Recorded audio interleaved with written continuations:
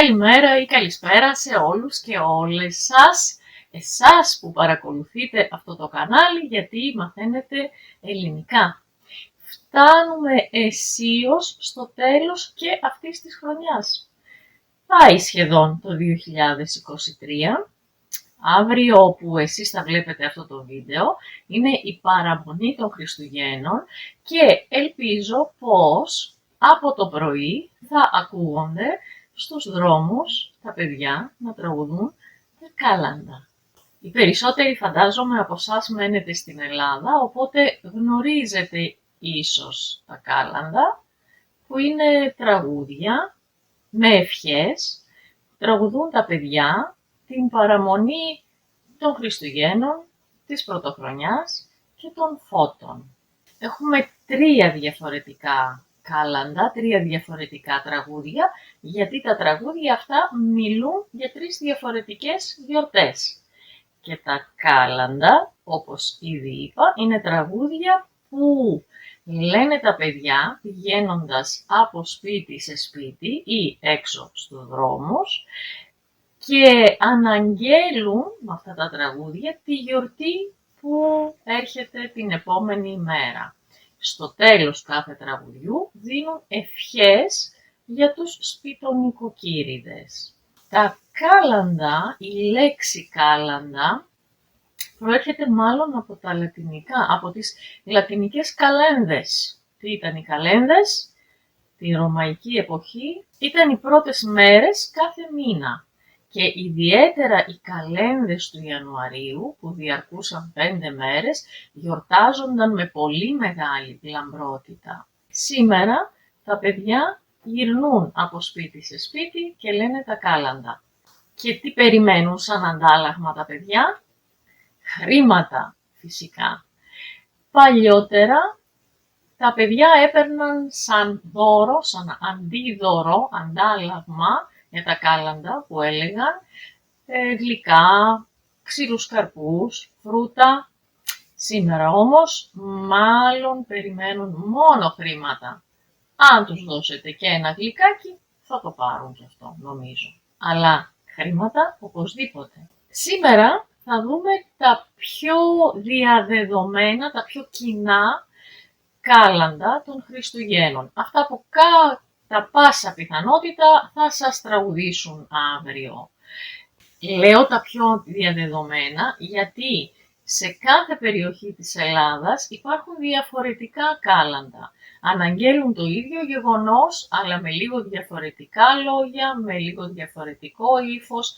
Θα βάλω κάτω μία ιστοσελίδα όπου μπορείτε να διαβάσετε διαφορετικά κάλαντα και άλλη μία που μπορείτε να ακούσετε διαφορετικά κάλαντα από όλη την Ελλάδα. Πάμε εμείς να δούμε τα πιο συνηθισμένα κάλαντα και μάλιστα στην πιο σύντομη εκδοχή τους. Όχι πολύ μεγάλα και τα παιδιά κουράζονται, δεν μπορούν να τραγουδούν πολλές φορές τα ίδια κάλαντα.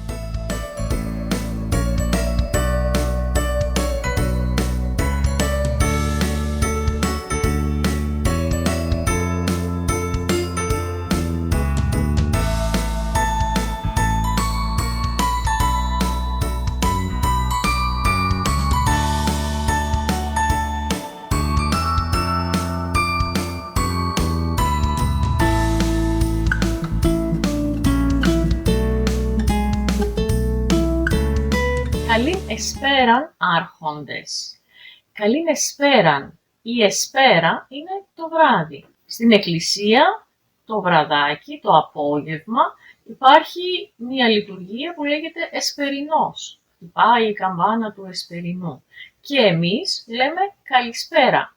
Η καλησπέρα λοιπόν ήταν η ευχή να έχουμε ένα καλό απόβραδο, ένα καλό βράδυ. Καλήν εσπέραν άρχοντες. Λένε καλησπέρα γιατί παλιά τα κάλαντα, τα παιδιά έβγαιναν και τα έλεγαν το απόγευμα, το βραδάκι. Έχει μερικές δεκαετίες που άλλαξε αυτό και τώρα τα παιδιά βγαίνουν πλέον το πρωί και λένε τα κάλαντα. Αλλά η αλήθεια είναι ότι δεν έχω ακούσει ποτέ να λένε καλήν ημέραν άρχοντες. Και θα μου πείτε γιατί καλήν εσπέραν και όχι τουλάχιστον καλή εσπέρα.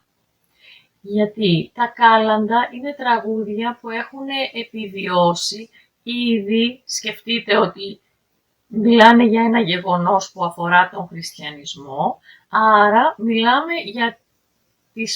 για τους πρώτους αιώνες μετά Χριστόν. Άρα έχουμε μία απόσταση σχεδόν 2.000 χρόνων ίσως από τα πρώτα κάλαντα των Χριστουγέννων. Αντίστοιχα και η γλώσσα, η ελληνική, έχει αλλάξει μέσα σε αυτά τα χρόνια. Οπότε η εσπέρα, έγινε βράδυ τώρα, και καλήν εσπέρα ήταν η ευχή και έγινε καλή σπέρα. Καλήν εσπέραν άρχοντες, και αν είναι ορισμός σας, αν θέλετε, αν είναι επιθυμία σας αυτό, Χριστού τη Θεία Γέννηση να πω στα αρχοντικό σας. Εδώ έχουμε ένα αναποδογύρισμα της σύνταξης. Κανονικά, αν τα βάζαμε στη σειρά, θα λέγαμε καλησπέρα άρχοντες, και αν το θέλετε, να πω για την Θεία Γέννηση του Χριστού στο αρχοντικό σας. Αλλά το γυρίζει ανάποδα και λέει Χριστού τη Θεία Γέννηση να πω στο αρχοντικό σας. Αρχοντικό είναι ένα σπίτι το οποίο είναι πολυτελές, είναι πλούσιο, μπορεί τα παιδιά να τραγουδούσαν σε καλύβια, σε μικρά σπιτάκια, σε φτωχά σπίτια, αλλά σε κάθε σπίτι αναφέρονταν ως αρχοντικό. Και τι θέλαν να πούνε τα παιδιά? Χριστός γεννάται σήμερον εν Βιθλεέμ τη πόλη. Χριστός γεννάται. Γεννάται είναι η παλιότερη μορφή του αυτού που σήμερα θα λέγαμε γεννιέται. Το ρήμα ήταν γεννώμε. Γεννώμε, γεννάσαι, γεννάτε. Γεννόμεθα, γεννάστε, γεννώνται. Μάλλον πρέπει να δούμε κάποια φορά αυτά τα ρήματα. Έχουμε κάποια που έχουν κρατήσει αυτή τη μορφή από τα αρχαία. Τα περισσότερα όμως έχουν αλλάξει. Οπότε το γεννώμε έγινε γεννιέμαι. Αλλά είπαμε, τα ελληνικά που ακούμε στα κάλαντα μας πάνε πίσω στο τούνελ του χρόνου 2.000 σχεδόν χρόνια πίσω. Χριστός γεννάται σήμερα, καλήν εσπέραν, σήμερα, που εν Βιθλεέμ τη πόλη, στην πόλη της Βιθλεέμ. Αυτή η μορφή, τη πόλη, είναι ειδωτική. Κοιτάξτε αν θέλετε να δείτε το βίντεο που είχα κάνει κάποια στιγμή για τις δοτικές. Η δοτική είναι μία πτώση που δεν υπάρχει πια. Η πόλης ήταν στα αρχαία ελληνικά η πόλης της πόλεως, σήμερα λέμε της πόλης, και μετά ακολουθούσε η δοτική, τη πόλη, δηλαδή στην πόλη. Αυτό το τι είχε από κάτω και μία μικρή γραμμούλα, ένα γιώτα τύπο διαγραμμένη. Οι ουρανοί αγάλλονται, χέρι η φύσης όλη.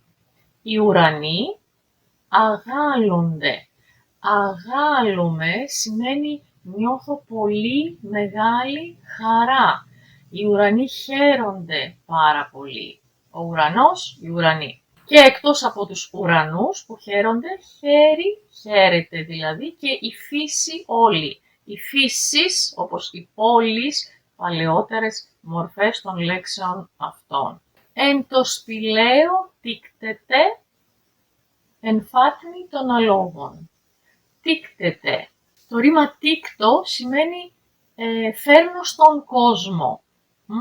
Μια γυναίκα τίκτη, ένα παιδί, το φέρνει στον κόσμο, το γεννάει δηλαδή. Από εκεί έχουμε τη λέξη τέκνο, το κετός, το όκος. Οπότε τίκτεται, γεννιέται δηλαδή, που εν το σπηλαίο, άλλη μια δοτική. Εδώ είναι το σπήλαιο, ουδέτερο, εν μέσα σε, εν το με ωμέγα και παλιά είχε και υπογεγραμμένη, το μικρό γιώτα κάτω από το ωμέγα, εν το σπηλαίο Το σπήλαιο, του σπηλαίου, το σπηλαίο. Και πού συγκεκριμένα, μέσα σε σπήλαιο, το σπήλαιο είναι μία εσοχή μέσα σε έναν βράχο κάτω από τη γη.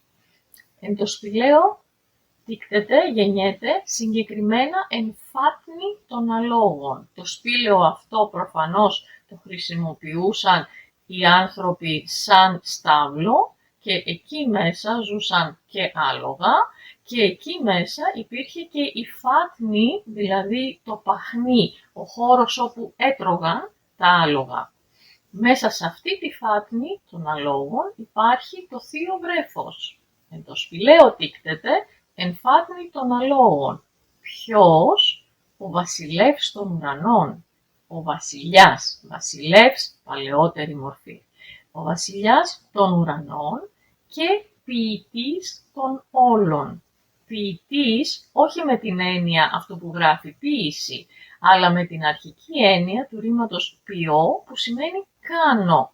Ο δημιουργός δηλαδή των πάντων, ο ποιητής των όλων, γεννιέται σήμερα μέσα στο παχνί των αλόγων, μέσα στο σπήλαιο στην πόλη της Βιθλεέμ. Και μετά τα παιδιά στο τέλος λένε ευχές για τους σπιτονικοκύριδες, όπως είπαμε.